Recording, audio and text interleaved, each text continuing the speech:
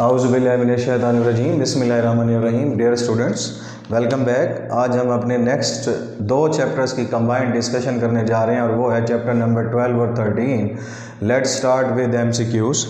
पहला एमसीक्यू है, an electric motor draws a current of 3 ampere at 120 volts, its power is. Current motor draw कर रही है 3 ampere voltage जिसकी मदद से ये करंट सप्लाई हुआ 120। पावर फाइंड आउट करनी है। सिंपल रिलेशन इलेक्ट्रिक पावर का P is equal to VI, voltage और करंट की वैल्यू सब्सटीट्यूट करने से पावर आएगी 360 वाट, जो कि करेक्ट ऑप्शन बी में है। In Millikan's oil drop experiment a charged particle of mass m is placed in an electric field E between the plates. If the electric field is reversed, then acceleration of the particle will be। ये Millikan oil drop method से है। देखिएगा, ये दो plates हैं, एक positive और एक negatively charge. Direction of electric field is from positive to negative. इसके दरमियान हमने कोई भी चार्ज रख दिया और उस पर इनिशियली दो फोर्सेस लगेंगी, एक होगी फोर्स इलेक्ट्रिक फील्ड की और एक होगी वेट, दोनों डाउनवर्ड।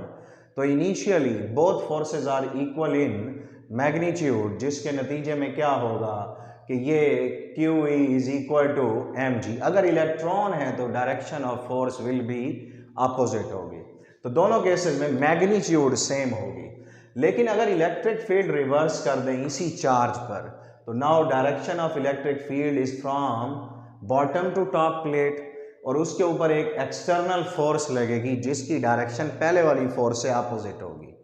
अब नेट फोर्स जो होगी, it is a sum of electric force plus weight. Electric force QE, weight mg और नेट फोर्स इक्वल होगी according to Newton second law ma, और इसमें वैल्यूज पुट करने से ma इज इक्वल टू, ये याद रखें, QE is equal to mg। यहाँ पुट करें mg plus mg 2mg, m से कैंसिल, तो acceleration will be twice of acceleration due to gravity, जो कि करेक्ट ऑप्शन किस में है, D में। नेक्स्ट क्वेश्चन है, a certain wire has resistance R, another wire of same material same हो तो रेजिस्टिविटी सेम रहती है, has half the length and half the diameter of the first wire, the resistance of the second wire will be। resistance का general law होता है R is equal to rho L over A। Rho L over A की वैल्यू put करें, area of the wire pi R square होता है और R equal होता है हाफ ऑफ डायामीटर, तो ये स्क्वायर में D स्क्वायर बाय 4।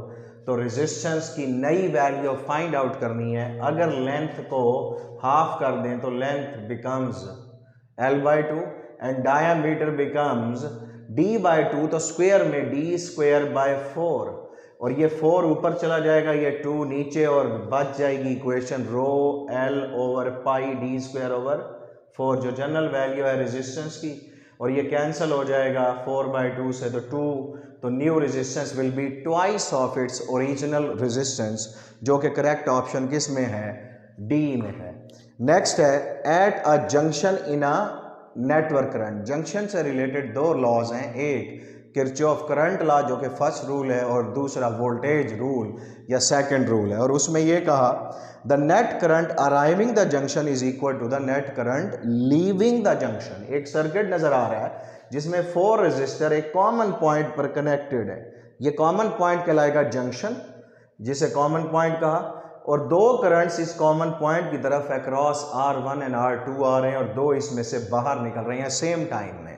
तो फिर sum of all the currents meeting at this common point equal to 0, तो I1 प्लस I2 जो कि कॉमन पॉइंट की तरफ जा रहे हैं पॉजिटिव लेंगे साइन कन्वेंशन के मुताबिक, और I3 और I4 नेगेटिव लेंगे और दोनों का सम एक दूसरे के बराबर होगा। अब I1 according to general equation of current Q1 over T, I1 का चार्ज Q1, I2 का Q2 ओवर T, इसी तरह I3 Q3 ओवर T और I4 Q4 ओवर T, सब सेम टाइम में है। तो net charge entering the junction is equal to net charge leaving the junction, तो net charge total change in charge 0, तो total charge remains constant, तो इसका मतलब होगा जंक्शन इज चार्जलेस, जितना चार्ज उस पर आएगा उतना ही उसमें से पास आउट हो जाएगा। अब नेक्स्ट क्वेश्चन है